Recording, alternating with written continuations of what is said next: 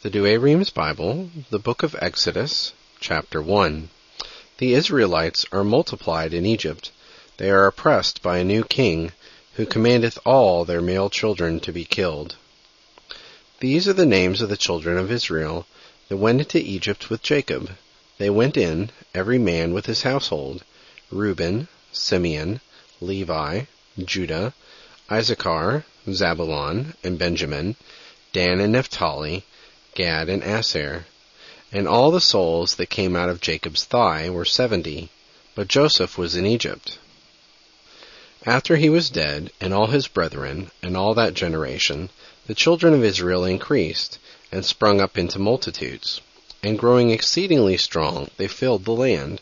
In the meantime there arose a new king over Egypt, that knew not Joseph. And he said to his people, Behold, the people of the children of Israel are numerous and stronger than we. Come, let us wisely oppress them, lest they multiply. And if any war shall rise against us, join with our enemies, and having overcome us, depart out of the land. Therefore he set over them masters of the works, to afflict them with burdens. And they built for Pharaoh cities of tabernacles, Pithom and Ramses. But the more they oppressed them, the more they were multiplied and increased. And the Egyptians hated the children of Israel, and afflicted them and mocked them. And they made their life bitter with hard works in clay and brick, and with all manner of service, wherewith they were overcharged in the works of the earth.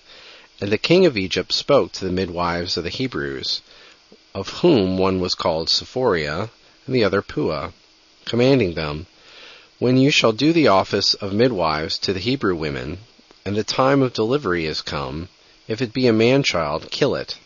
If it a woman, keep it alive. But the midwives feared God, and did not do as the king of Egypt had commanded, but saved the men-children.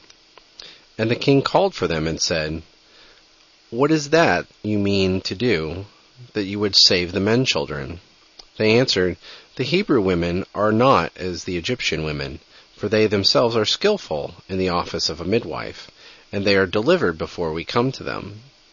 Therefore God dealt well with the midwives, and the people multiplied and grew exceedingly strong. And because the midwives feared God, he built them houses. Pharaoh therefore charged all his people, saying, Whosoever shall be born of the male sex, ye shall cast into the river.